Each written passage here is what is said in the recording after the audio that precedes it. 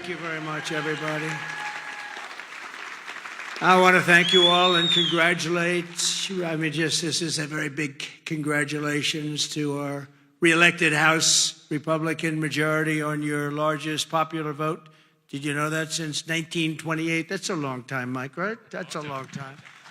But I especially want to thank our outstanding leadership team. Speaker Mike Johnson, we all know so well. He's doing great. Majority Leader Steve Scalise, who's gone through so much, and he looks better today than he did 10 years ago. I don't know what's going on. Thank you very much, Steve. You look great. Majority Whip Tom Emmer. Tom, thank you. Great job. And House Conference Chair Lisa McLean. Lisa, thank you very much. Great job. Great job. Thanks as well to all of the incredible House members and staff for your tireless work on behalf of our country, along with Congressional Institute CEO Kelly Strickland. Thank you very much. Thank you. Kelly, thank you very much.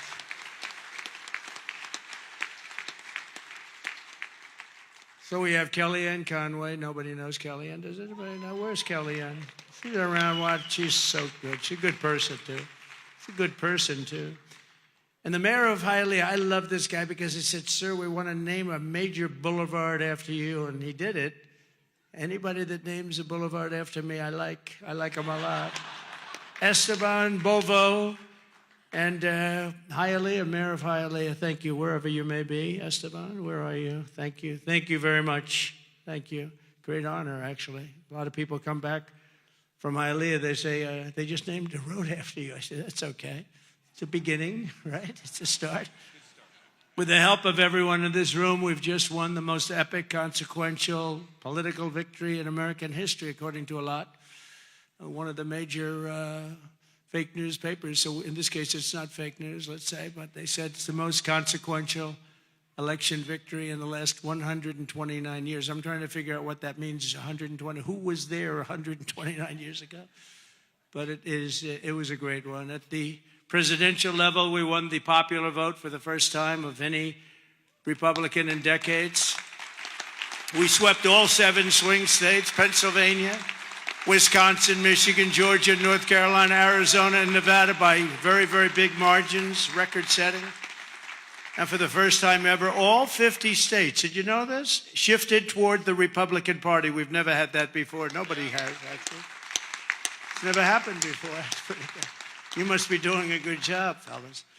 We won the largest number of African-American voters in Republican history, including 39% of black men, a record by a lot. So that's really nice. Thank you. And we won more Hispanic-American votes than any Republican ever. It's never won any, not even close. Look at that, Hispanic-American. We made historic strides with youth, men, women, urban, suburban, and rural voters. And in a political earthquake, yeah, sit down, just enjoy it. What the hell, we're going to be here for a little while. But in a political earthquake, we won a wave of support from labor unions, including massive numbers of auto workers, which gave us Michigan as an example.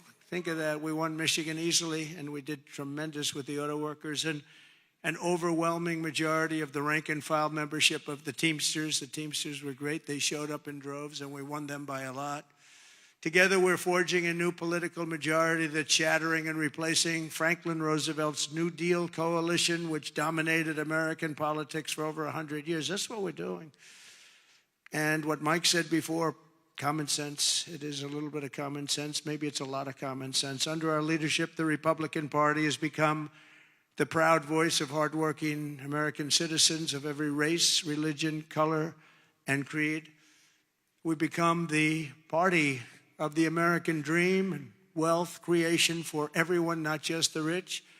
If we do our job over the next 21 months, not only will House Republicans be reelected and expand our majority in 2026, we will cement a national governing coalition that will preserve American freedom for generations to come. There has never been anything like what's happened in politics in the last few years. Never been anything like it. Everybody, people of religion, everybody is seems to be with us. I don't know how anybody could even vote for the other side. In many cases, they don't, but they do get credit for it. You'll have to think about that. I've raised a lot of money for the next race that I assume I can't use for myself, but I'm not 100% sure because I don't know. I think I'm not allowed to run again. I'm not sure. Am I allowed to run again, Mike? I better not get you involved in that argument. No, we raised a lot of money, a tremendous amount, and our teletown halls are something that's very special that nobody else is able to even contemplate using. We've gotten a lot of people elected with those teletown halls. We have 25,000, 30,000 people on just in a congressional area, and they win easy. It works for Elvis, the Beatles, and it doesn't work for anyone else, but it works for Trump. And we would have tremendous crowds on those calls, and I think I'll bet we got 35, 40 people elected because of the town halls. But I did say to them, and I said, this is the person that sort of has the rights to it, and he happens to be a great Republican. I said, this is the greatest invention. This thing is going to make a fortune. He said, no, it's not that good, actually, because it only works for you. He said, actually, sir, it only works for you because somebody else they're not picking up. So I'm honored to have that privilege, and I used it carefully. But we've done a lot of the teletown halls for people, and I don't think we've ever lost one, right? It's hard to lose one, even if you only get 5,000 or 6,000 people on a congressional race. But we've done them for states, we've done them for governors, and we've done them for senators. And we did a couple countrywide. I did a couple for myself countrywide. They're absolutely amazing. And we got the message out through that and lots of other means. We even got it out through TikTok. Has anyone ever heard of TikTok? I have a little bias toward TikTok right now, I have to tell you. So we won youth by the largest margin, no Republican. We generally don't win youth. We won by 36 points. Can you imagine that? And I think TikTok had something to do. So pardon me if I'm I became a little bit jaded toward TikTok, but we'll see what happens. We're going to have a lot of people bidding on it. And if we can save all that voice and all the jobs, and China won't be involved. You don't want China involved, but we'll see what happens. We'll see what happens. But over the past 7 days, my administration has been moving with urgency and historic speed to reverse every single disaster of the Biden administration. By the way, the guy was a disaster, okay? We want to be nice. And he's probably not listening right now because it's a little late. But, I don't want him to listen. I don't want to say it. I feel badly. I was, making the inauguration speech, and I'm saying all the bad things. And he's sitting like right here. I'm saying they were a horrible administration. They didn't know what they were doing. They were grossly incompetent. I got a guy sitting right next to me. It's not that easy to do, even though he didn't understand what I was saying. He really did. And deliver on the mandate that we've been given by the American people. In a single week, I've taken over 350 executive actions. We've signed 300, and who ever heard of that one? And as I said in my inaugural address, the American decline is over. It's over. The golden age of America has officially begun, and I think that's a good thing for us to talk about, the golden age and the American dream. I think it's a good thing because people haven't been talking that way for a long period of time. On day one, I directed every member of my cabinet to marshal all powers at their disposal to defeat inflation and bring down the cost of daily life, and we're going to do that. You're going to see it starting to happen when we get going with the energy. The energy is going to, brought everything up, and it's going to bring everything down. I imposed a federal hiring freeze, a federal regulation freeze, a foreign aid freeze. A foreign aid freeze, isn't that nice? We get tired of giving massive amounts of money to countries that hate us, don't we? And I created the new Department of Government Efficiency, and I think it's going to be very meaningful. I terminated the ridiculous and incredibly wasteful Green New Scam, one of the great scams in history. Actually, isn't it 12 years up? They gave us 12 years to live, right? I think that we passed it, right? We're still around. Can you believe it? The person that really came up with it is a person that never even took a course on the environment, was a poor student, not a good student, didn't understand a lot, and she came up with this idea, and everybody all of a sudden started going. And then mainstream, important Democrat leaders were starting, they got sucked into it. And we've spent trillions of dollars on just like throwing it out the window. You could throw it out the window, you would have been better off. I withdrew from the one-sided Paris Climate Accord, and I canceled. It was so one-sided. You know, we had obligations, but Russia didn't, China didn't, other countries didn't. We paid everything. We're going to lose $1 trillion over a short period of time on that. And we had to do everything. They didn't have to do anything.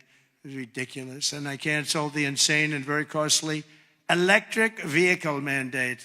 So you can buy a car of your choice. If you like gasoline, go have it. And if you like hybrids are doing well. You can have it, or you can buy an electric car. We like electric. We like everything, but you have to have a right to buy everything. I withdrew from the World Health Organization, where we paid $500 million a year, and China paid just $39 million a year, despite a much larger population. How about that? So we're paying $500 million a year. China's paying $39 million a year. They have 1.4 billion people. We have, nobody knows what we have. So many people came across the border. Nobody has any idea. I used to say like 325, but we really don't know. But we're going to know soon. We're going to know. And I tell you, our people are doing Tom Holman and his staff are doing an incredible job getting the bad ones out. I declared a national energy emergency to unlock the liquid gold that's right under our feet, because we will drill, baby, drill. We're going to drill, baby, drill. It's going to bring down prices. And your energy costs are going to go way down, and that'll happen, I think, relatively quickly. I'm going to give fast environmental approval for anybody building a plant for electric generation, and anybody that invests more than $1 billion will get super rapid approval. Not that they have to wait for 9 years, 14 years, like I approved LNG plants in Louisiana. They were waiting for so many years. It wasn't Louisiana's fault. It was some people, they just wouldn't get them done. You've got a snail here, a tiny tree here, and I got it done in a matter of a few days. I actually got it done. It took them 14 years. I got it done in about 3 days. The people, as we called them, I'll never forget, I called them and I said, congratulations, you got your permit. What? They were so shell-shocked. They didn't know what the hell was happening. They're going to spend, and they spent about $16 billion on each plant, and they've been roaring since then. But we got them done in a matter of a few days. Over the past week, we've begun the largest deregulation campaign in history, far exceeding even the record-setting efforts in my first name. That was record-setting deregulation, and that was just as big as tax cuts as far as business and jobs were concerned, I'll tell you. I actually asked, you know, it's interesting because I actually asked some of the biggest businessmen in the country, I said, let me ask you, have you had the choice between the big tax cuts? You know, we cut it from 40% to 21%. We're going to cut it further. But we cut it down to 20. Everybody said that would be impossible. The people on the stage helped us with that one a lot. But I said, if you had your choice of that or the big deregulation cuts, what would you take? These are the guys that run the big companies, the big oil companies, the big companies of every kind. I said, would you take the big tax cut or the big cut in regulations? And I've never had anybody said they'll take the tax cut. They took the regulation cut. I'll bet I asked that question 100 times to 100 of the biggest people. They always, Tom, they always said, sir, we'll take the regulation cut. You opened us up. You let us create all these jobs that we've all seen happen. So it was even bigger than the big tax cut. I also signed an order to end the weaponization of our government against the American people and investigate all abuses of power. And I stopped government censorship once and for all, and we brought back free speech to America. That's what happened. We're going to bring it back. Because we didn't have free speech. We didn't have free speech. I mean, I was investigated more than any human being in history. Alphonse Capone was a baby. Now, this was a serious killer, Scarface. You've all heard of Scarface. He had a scar for a reason. He didn't play games, but he was Scarface. Of course, nobody ever called him Scarface to his face. They said, Al, you look great today. Guy had a scar that was like 2 inches thick that ran from here to here. And they say, Al, you look fantastic. But Scarface was not investigated as much as your president was investigated. And it turned out to be a positive thing for me. Can you believe it? It turned out to be, we got a lot of votes. I think we got a lot of votes because they saw it was weaponization. It was a fight against a political opponent. I ordered the end to all of the lawless diversity, equity, and inclusion nonsense policies across the government and all across the private sector and the military. We got it. We're getting it out, and we've gotten it out pretty much. We did that in 1 week, and it wasn't that easy, but everybody wanted it. People that were strongly in favor of it, I thought, called me and said, thank God you got rid of that. That was so bad. It was so bad we hated it. We abolished 60 years of prejudice and hatred with the signing of one order, all approved by the Supreme Court of the United States. It was a big thing, and the United States has become a meritocracy again. We are a country that's based now on merit for success. Merit. If you're good at what you do, you're going to go places. I made it and who would have thought that was going to happen? We didn't even talk about that one because I figured that one was going to be toughest to get. And so we are now, if you do a meritorious job, if you do something where you're just outstanding, you advance. And that's what it's about. It's about competition, and it's about a lot of things. And the other becomes a very dangerous plateau. We were on that plateau too long, and it's one of the reasons that you saw very bad things happening with our country. I made it the official policy of the United States government that there are only two genders, male and female. Gee, that was a tough one. That was a tough one. Some of these people say like 7 genders. I'm trying to say, go and name them. They got some weird stuff going on. No, we have 2 genders.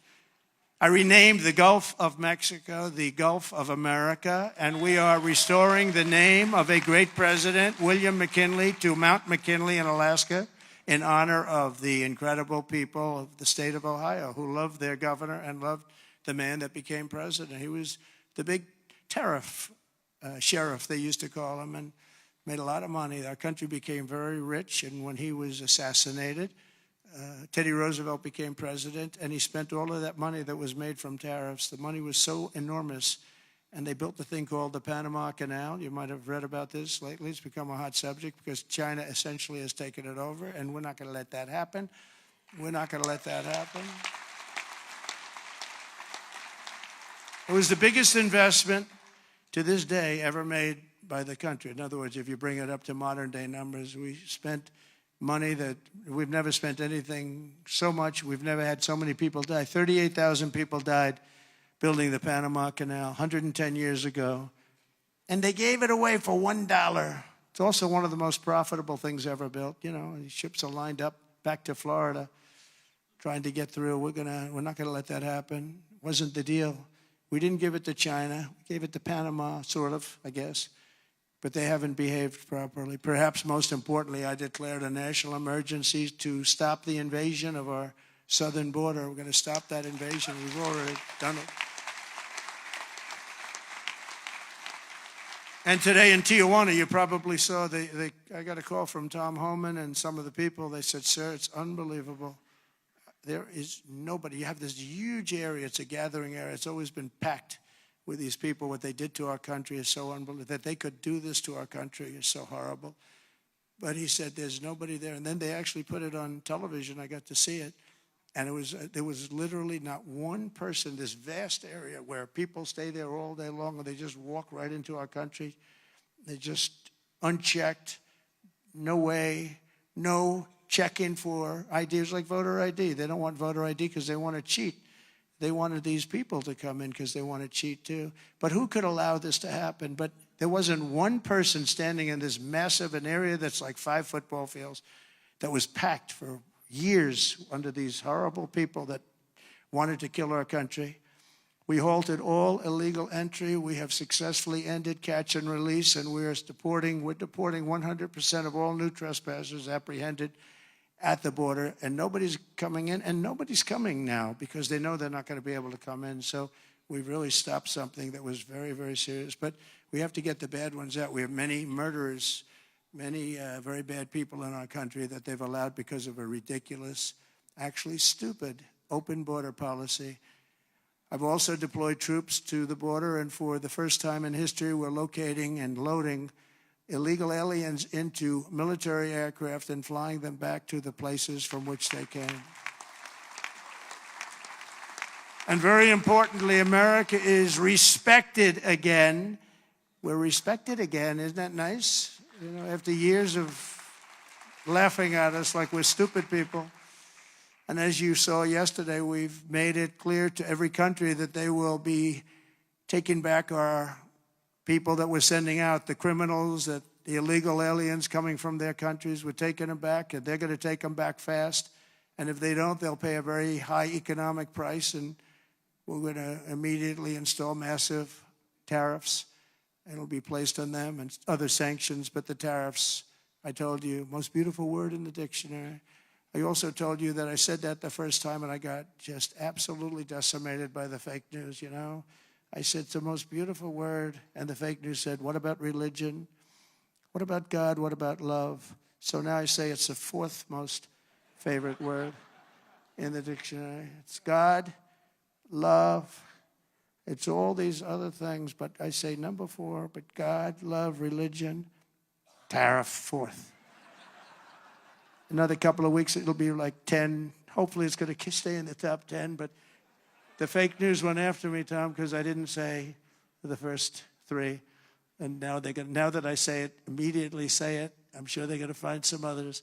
Throughout the week, the heroes of ICE have been hunting down and arresting hundreds of illegal alien criminals per day, including those with charges and convictions for rape, child sexual assault, terrorism, and even murder. Many murders in the crowd, and many of these murderers have committed far more than one murder.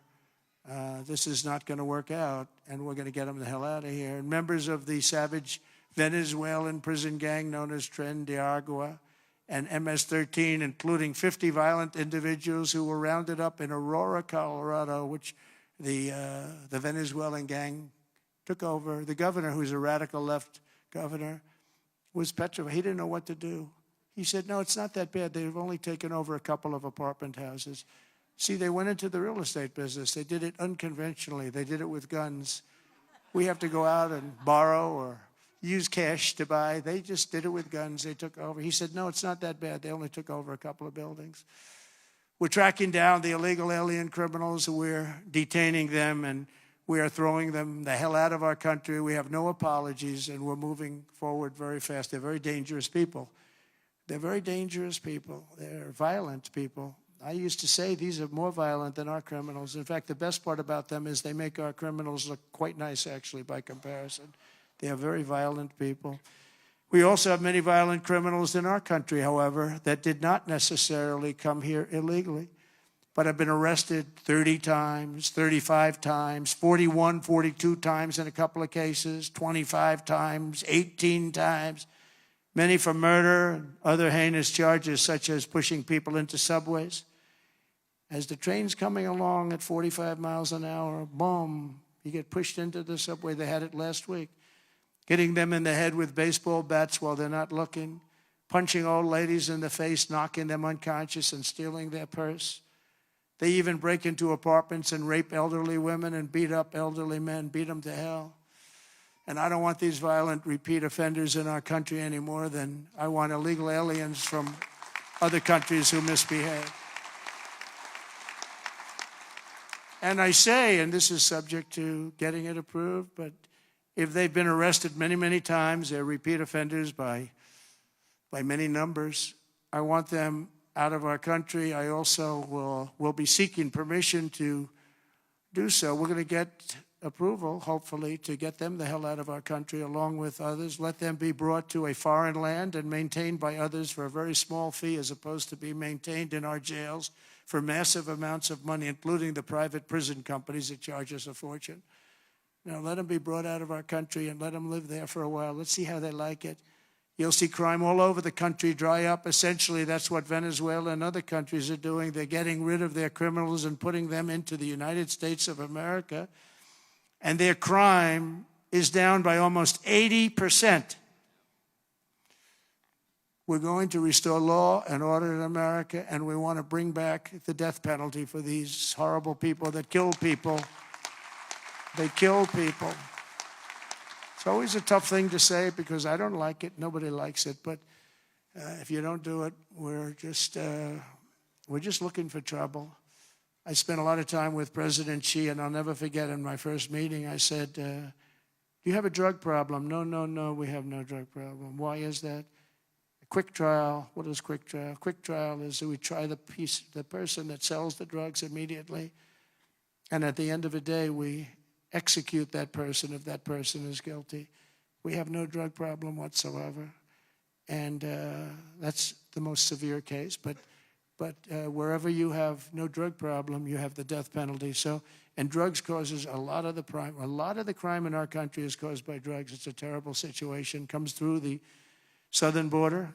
Most of it is fentanyl coming in from China. And, you know, it's very interesting. China, when I was with President Xi, I had a deal worked out with him that they were going to give their maximum punishment, which is the death penalty, to anybody making fentanyl and sending it into the United States. Then we had a very unusual result in an election. We had a rigged election. We had a very unusual result, and that went nowhere. It was all set to be, he would have absolutely done it. He was ready. We shook hands on it, and then Biden, of course, didn't follow it up. He didn't follow anything up. But if that would have happened, you would have had a lot less fentanyl deaths, I can tell you. You would have had very little fentanyl coming into the southern border. Last week, I also signed an order that will designate the cartels as foreign terrorist organizations. That's a very big designation. And as we are fighting hard to get birthright citizenship or automatic citizenship for the children of illegal aliens, that's another way. It's automatic citizenship for children of illegal aliens. That's the other term that they use, which is actually more accurate, more understandable.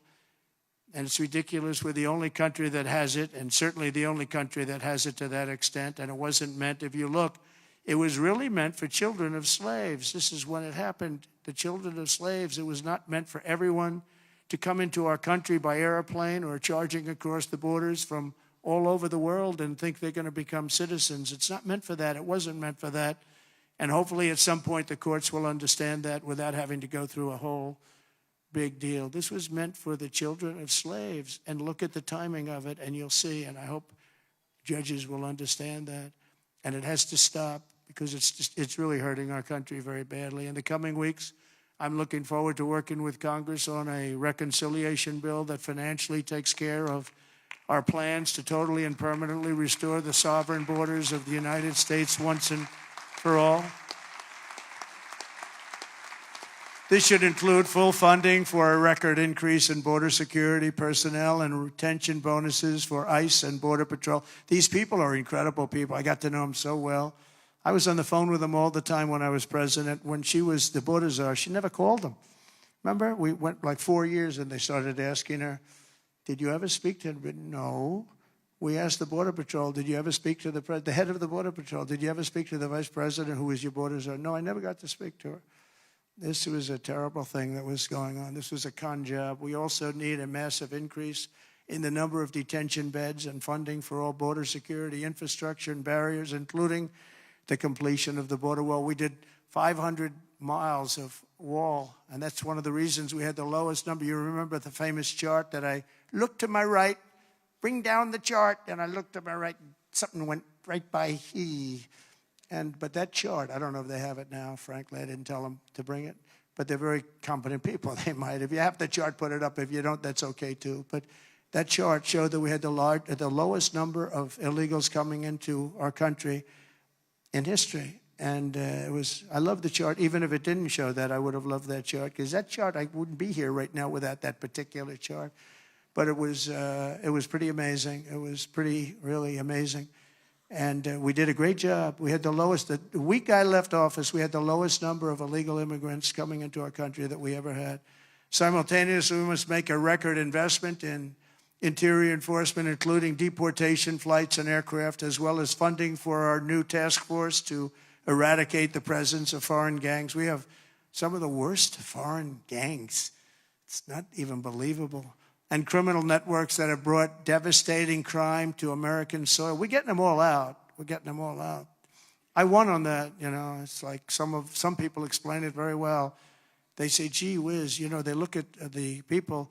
As you know, in Colombia, they agreed with us almost immediately after I got involved. And Marco Rubio and I worked together. He did a great job. And we really did. And Mike Waltz, we have a great group of people. But we were being scolded because we had them in shackles. in an airplane, and he said, "This is no way to treat people." Now, you got to understand, these are murderers, drug lords, gang members, just the toughest people you've ever met or seen.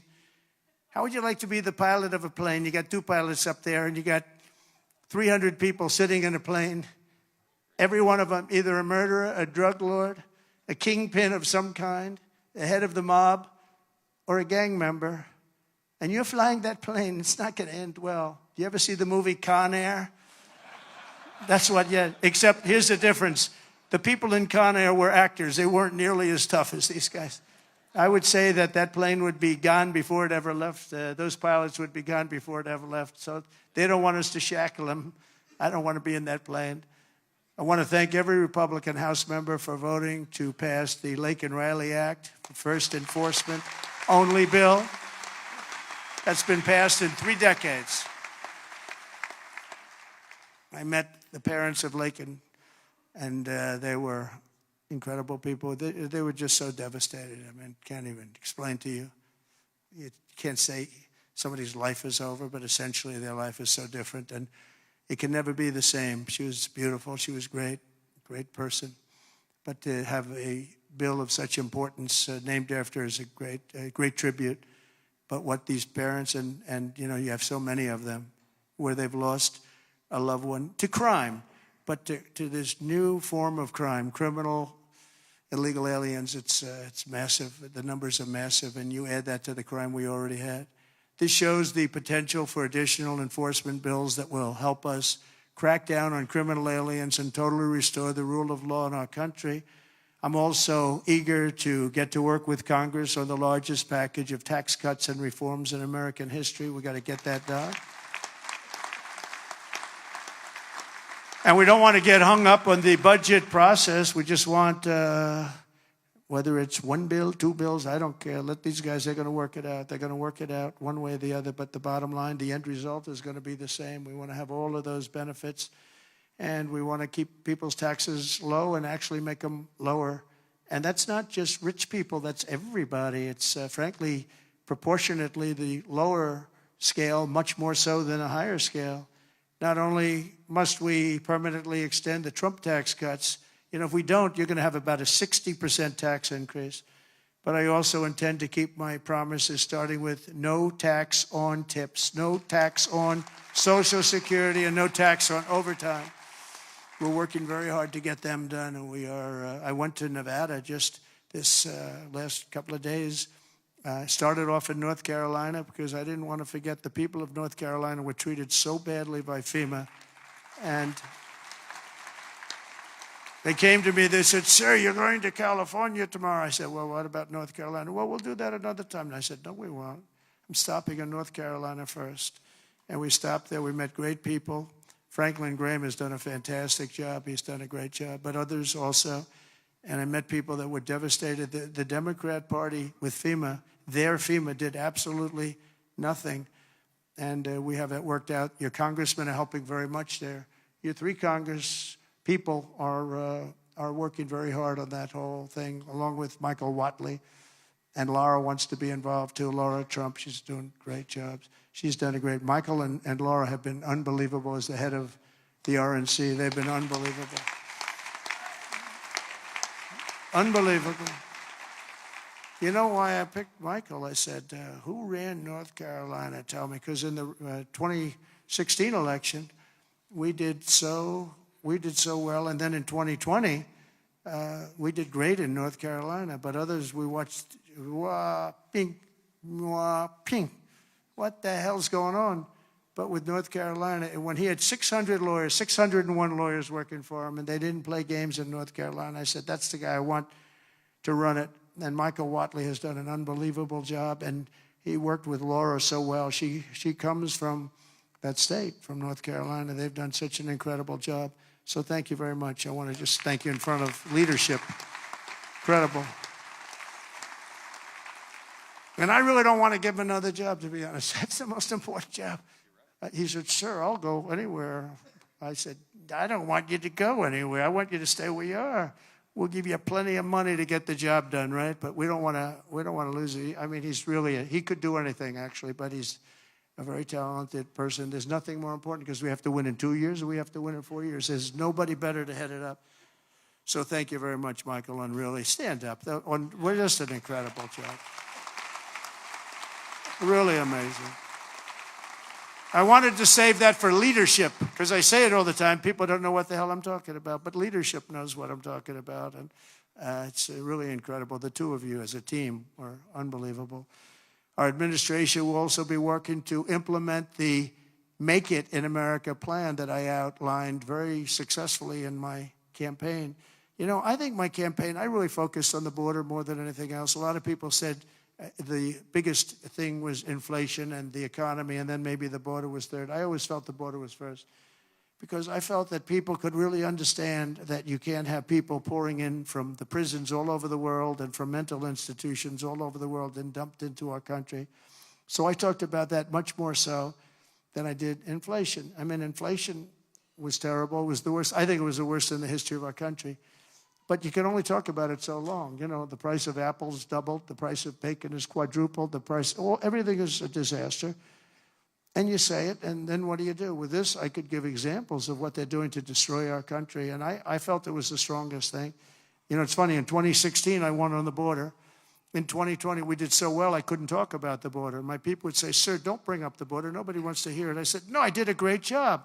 It was a horrible border in 2016, but that border was beautiful compared to what we have now. So I didn't talk about it, and we did great. I mean, look, I got millions of more votes in 2020 than I got in 2016. Nobody ever got the most votes of any Republican in history in 2020. But this time I said, let's make it too big to rig. We're going to make it too big to rig, and that's what happened, and they couldn't.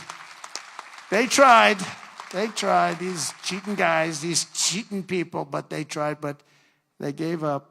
I brought taxes down from 40% to 21%, which everybody said was impossible, and I did it with these people up here and a lot of the people there. A great congressman. I want to name every one of them, but I'd be naming them all night. I'm looking at them. Look at all these people. They're great. They're so great, Russell and you, and every single Virginia. Look at Virginia. She's a killer. Nobody would know she's a killer. But I got all these congressmen. I want to name every one of them, but I got like 100 and something things that people would say, let's get the hell out of here. This is getting very boring, right? But I will tell you, as a group and individually, they're incredible people. Every one of them I like, although every once in a while, if somebody votes against me, I don't like him for a little while. But we like every one of them. And this guy has the ability to get along with everybody, which he has to when you have a majority of really 5. You know, they say 1, but it will be. But right now it's 1. I want to make him sound a little bit. But he has an ability to get along with people, and he's very smart, very tough. But everyone likes him because he's a high-quality person, very religious person, and he's a high-quality person.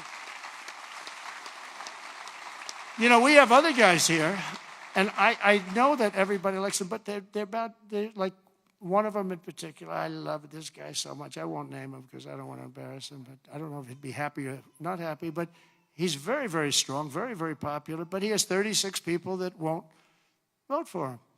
It's 36. That's not a lot. That's a small percentage.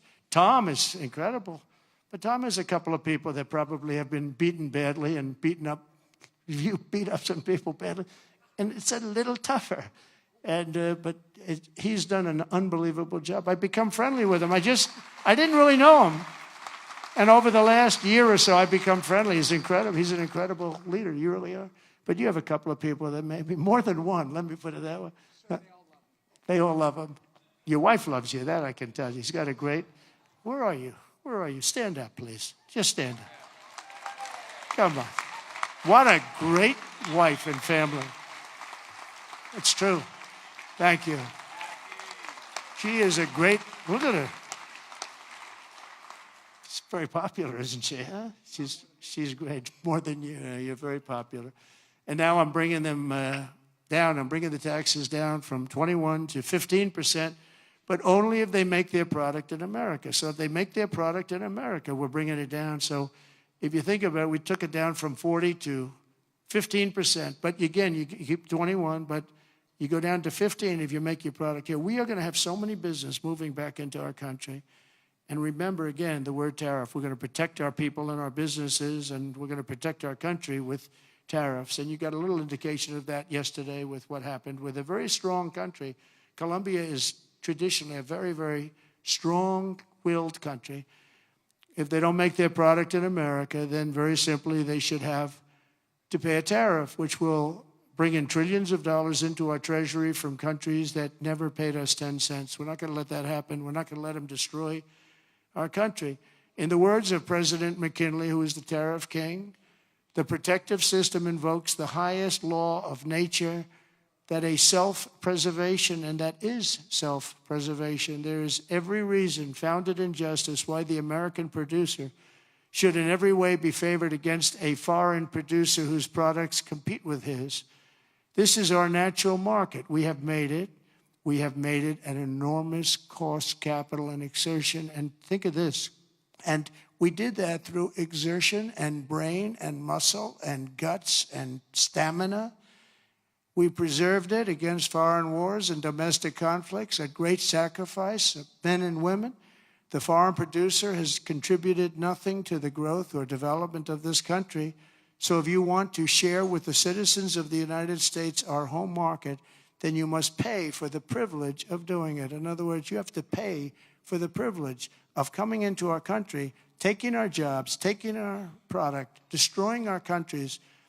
We mentioned North Carolina, the furniture business, what they've done to these great artisans. I used to go down to North Carolina all the time to buy furniture for hotels that I was building, and they had the most incredible artisans. That whole thing was wiped out by China mostly, but others, and just wiped out. But it's going to come back. It's going to come roaring back. It's all going to come roaring back. We're going to put tariffs on outside countries and outside people that really mean us harm. They want to, well, they mean us harm, but they basically want to make their country good. Look at what others do. China's a tremendous tariff maker, and India and Brazil and so many countries. And so we're not going to let that happen any longer, because we're going to put America first. Always put America first. That's what's going to happen. We're going to establish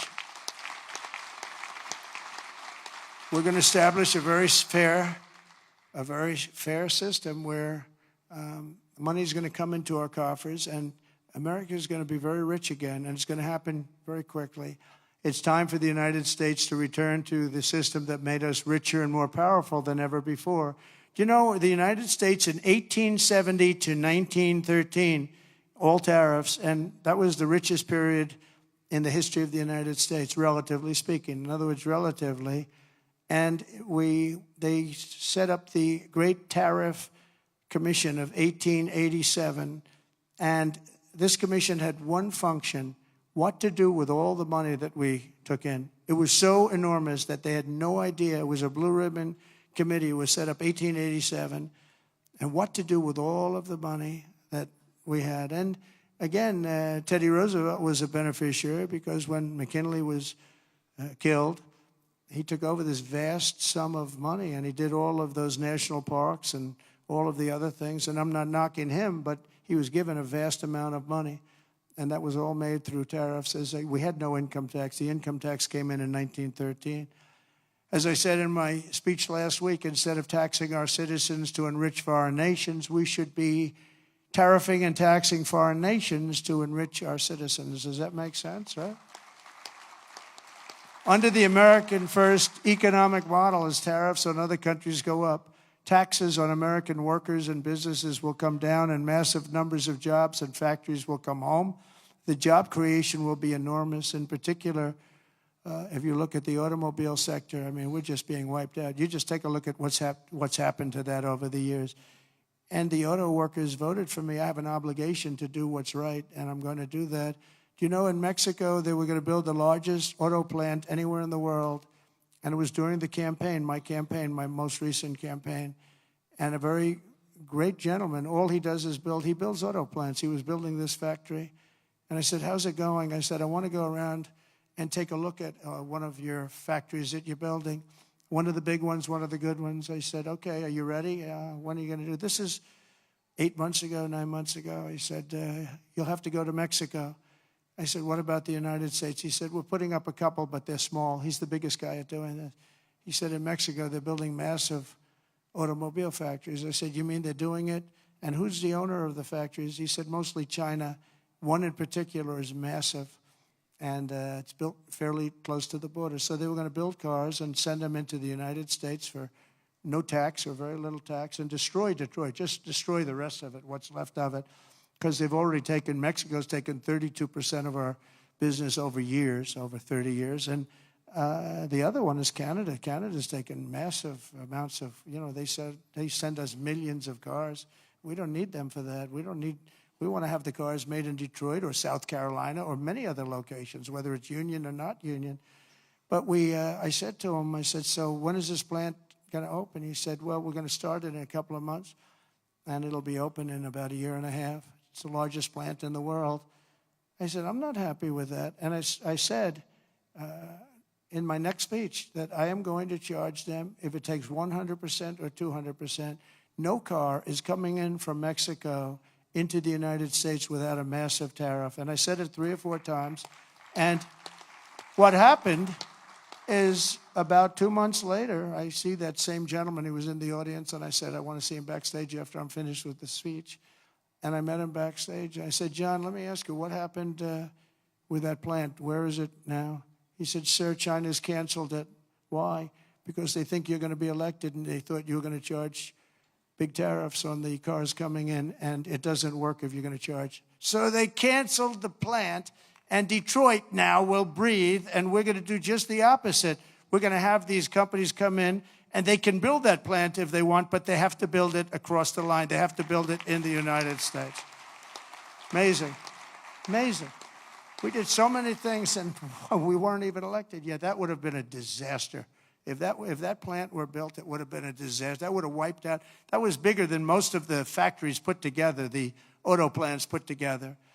In particular, in the very near future, we're going to be placing tariffs on foreign production of computer chips, semiconductors, and pharmaceuticals to return production of these essential goods to the United States of America.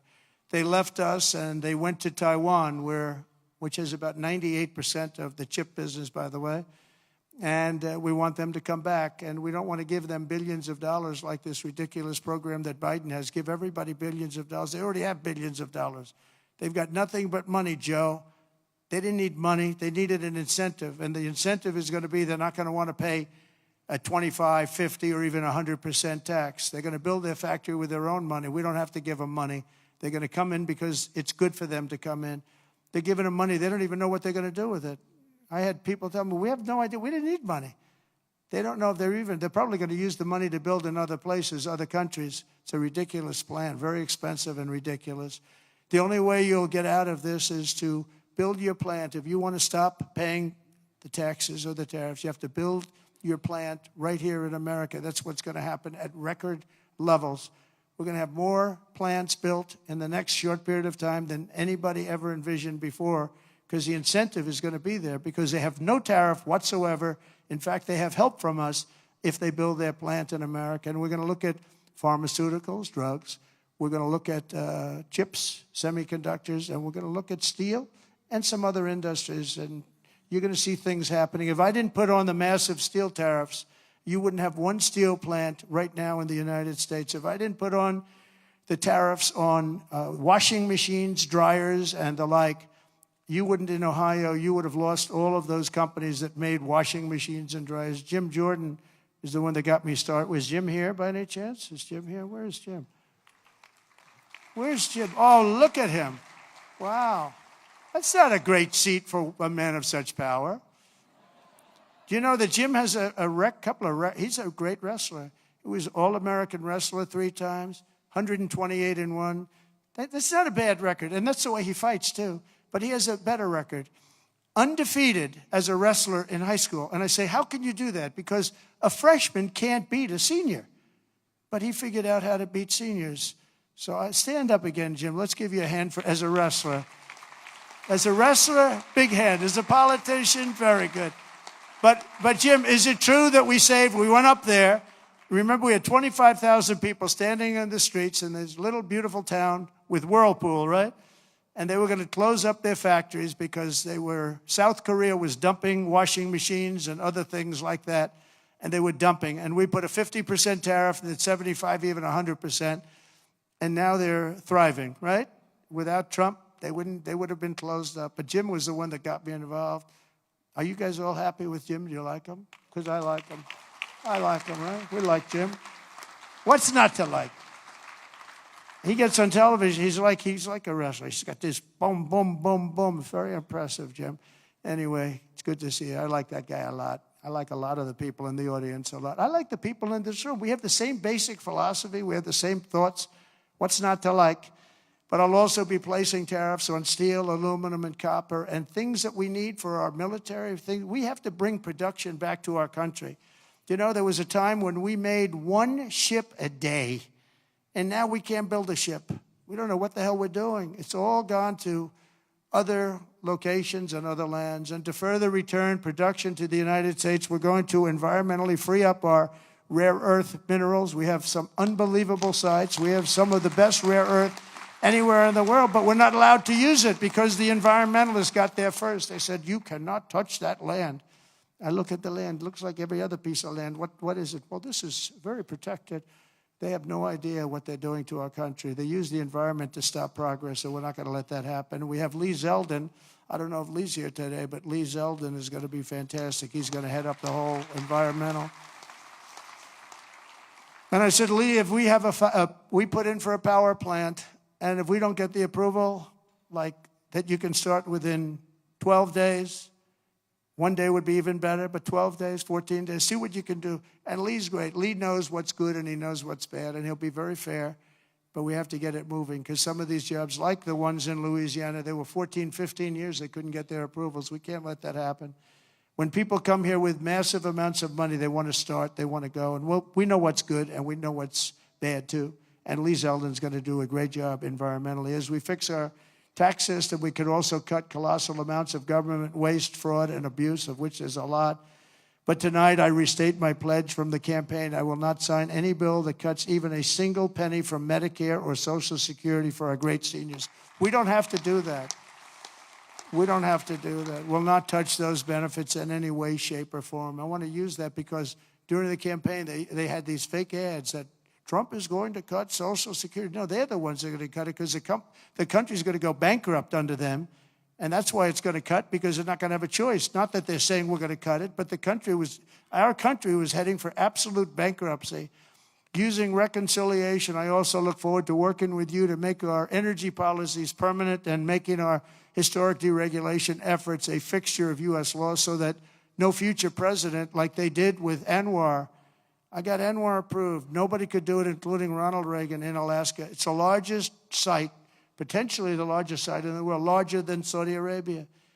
And I got it done. Ronald Reagan couldn't get it. Nobody could get it done. They tried, but they couldn't get it done. I got it done. And the first thing they did was end Anwar in Alaska. The biggest, most powerful site maybe anywhere in the world, that we got it done. And we're going to get it done again very quickly. Now, I think I do it with an executive order because they didn't go through Congress. I got it approved through Congress.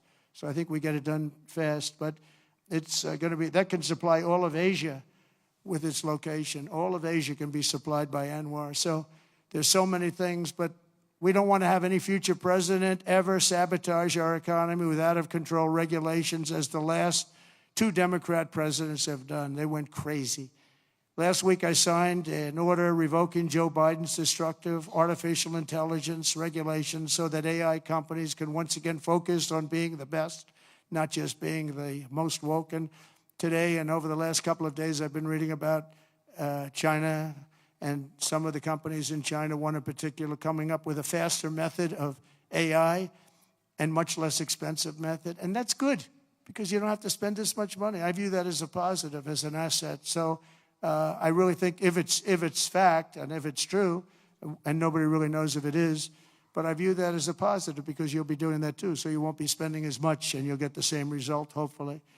The release of DeepSeek AI from a Chinese company should be a wake-up call for our industries that we need to be laser focused on competing to win because we have the greatest scientists in the world. Even Chinese leadership told me that. They said, you have the most brilliant scientists in the world in Seattle and various places. But Silicon Valley, they said, There's nobody like those people. This is very unusual when you hear a deep seek, when you hear somebody come up with something. We always have the ideas. We're always first. So I would say that's a positive. That could be very much a positive development. So instead of spending billions and billions, you'll spend less and you'll come up with, hopefully, the same solution. Under the Trump administration, we're going to unleash our tech companies and we're going to dominate the future like never before. And finally, we need to work together on a defense bill that once again fully rebuilds our military for our great warriors. We have to have a strong,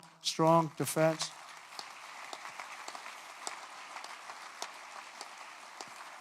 And in a little while, I'll be signing 4 new executive orders. First is that I'm directing our new Secretary of Defense, Pete Hegseth, who's going to be great, by the way.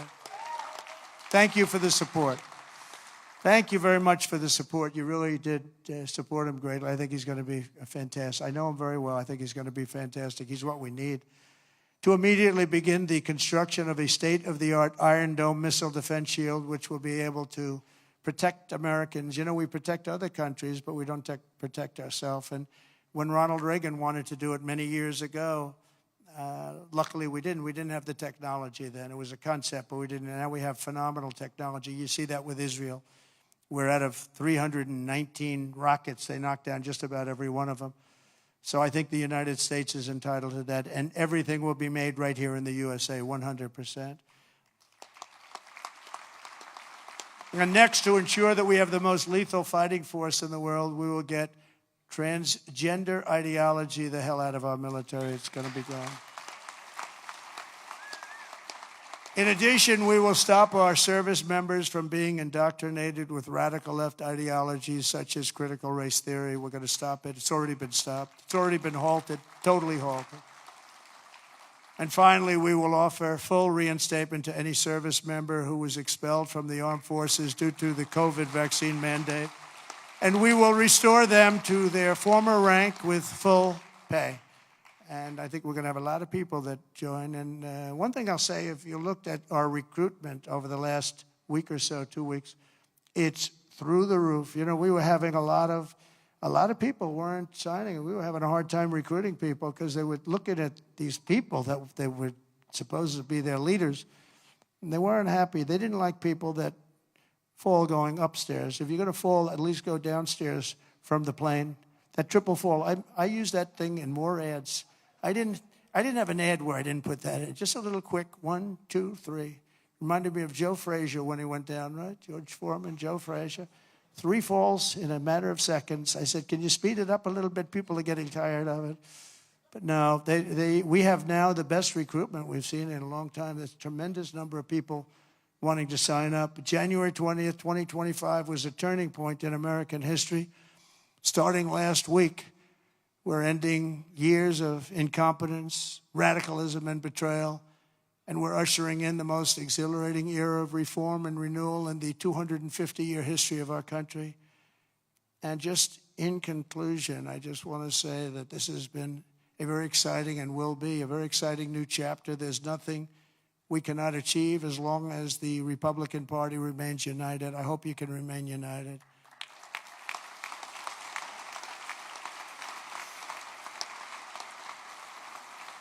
And it's one thing I give the Democrats a lot of credit for because, you know, they have lousy policy. I think, frankly, half of them are totally crazy. But they do stick together. They stick together on stuff that nobody can. I mean, how can you want prisons emptied out into our country? They stick together. They stick together on everything. Impeachment hoax number 1, impeachment hoax number 2. They stick together. Although I must tell you, you gave me great support during those 2 problems. Those 2 fake witch hunts, which have now turned out to be totally fake and disgusting. But you gave me tremendous support. But the Republican Party has to stick together. We just can't have people going, 1, 2, 3 votes. And we don't have that luxury. It would be different if we had a 20-point, 30-person majority, but we don't.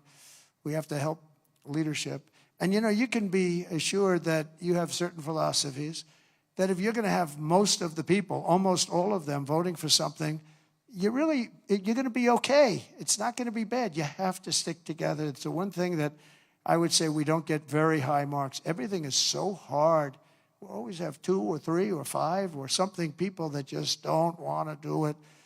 And you just got to do it. You just got to do it. Make life easy. Just got to do it.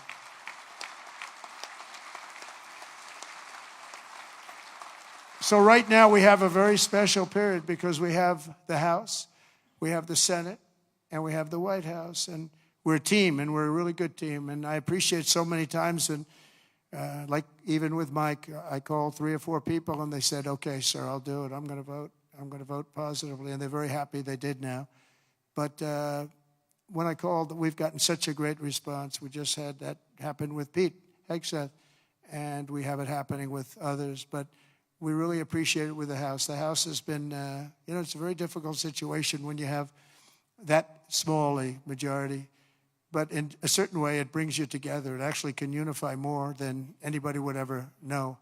And a victory is sweeter, as they say, because of it. And I think we're going to have a lot of victories, but we have to stick together. We have to work together. We have to fight together. And we're going to win together. We're going to win like never before. We have a chance to win like never before. As long as we stay united, the 119th Congress will be remembered as the most successful and accomplished Republican majority in American history. I believe that. I think we have a chance of doing that. Right?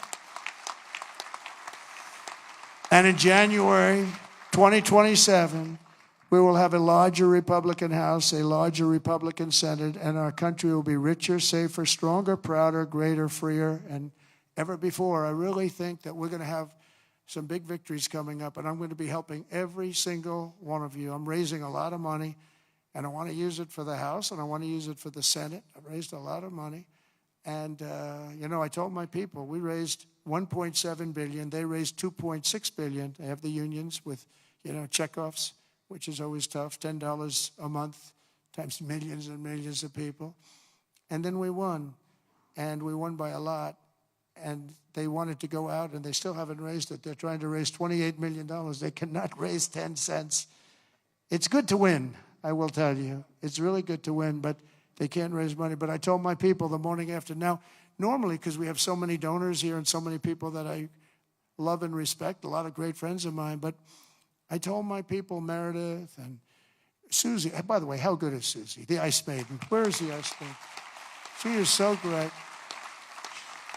She is so good. Stand up, Susie. The Ice Maiden, ladies and gentlemen.